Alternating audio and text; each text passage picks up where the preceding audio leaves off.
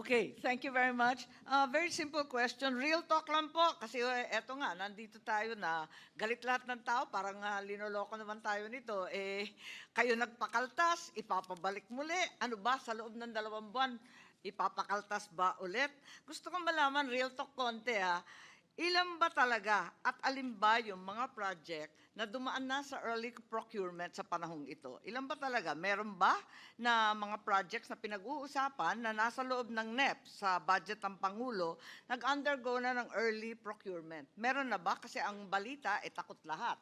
Totoo bang meron o hindi? Wala pa pong dumadaan sa early procurement dahil po hindi pa klaro kung ano yung mga proyekto talagang mapapasa. Wala pa po. Siguradong sigurado kayo, wala ni isa, Opo. 0. So wala tayong pinag-uusapan, tama po ba? Sa ngayon.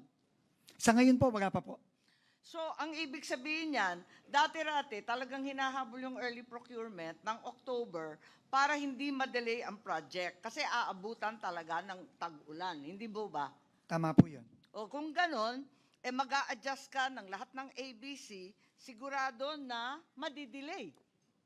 Totoo po yan, Madam Chair. So ang hinaharap natin, talagang madidelay. Opo, dahil po na-delay ang early procurement, marami pong mga proyekto for 2026 na madidelay. Sigurado So po ang yan. hinaharap natin, talagang malungkot ang first and second and even third quarter, aabutin ng ulan. Yung tamang projection lang, kasi nag-expect ng tao, dadagdagan, papabalik mo. Pagkatapos, madidelay rin pala. Ano naman ang bisa nun? Para kay pa?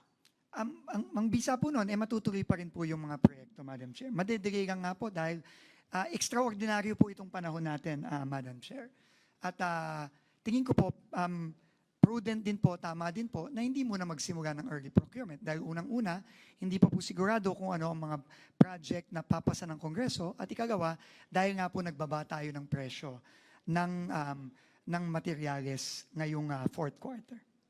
Ganun pala, wala pala tayong pinag-usapan at talaga naman haharapin natin 3 quarters worth of delay. Tama naman yung mga nag-text po sa atin na lokohan na lamang to.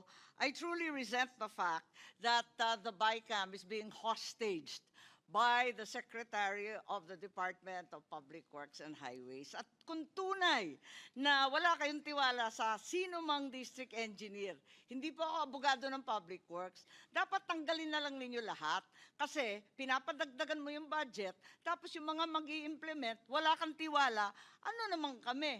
Susunod sa iyo na kayo mismo walang tiwala sa isa't isa? Tama ba yun? Yun lang po. Salamat po, if I may just respond to that po, ma'am. Unang-una po, hindi po pwedeng huminto ang trabaho sa DPWH. Napaka-importante po ng ginagawa ng DPWH. Habang linilinis natin ayon sa utos ng Pangulo, ang departamento, hindi po pwedeng huminto. Nakita na po natin ang epekto sa ekonomiya nitong nakaraang third and fourth quarter.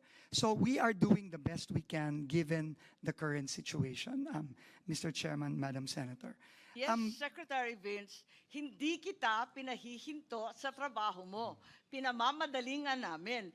Ikaw ang humihinto sa trabaho namin dito sa BICAM at papalit-palit ka ng sinasabi. Yun ang problema.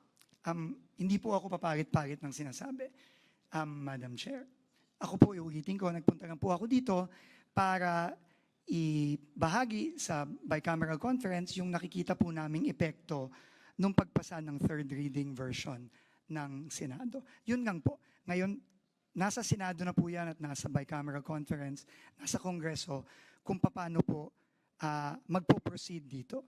At yun naman po, syempre, tatanggapin lang naman po ng ehekutibo kung ano man po yung decision na yan.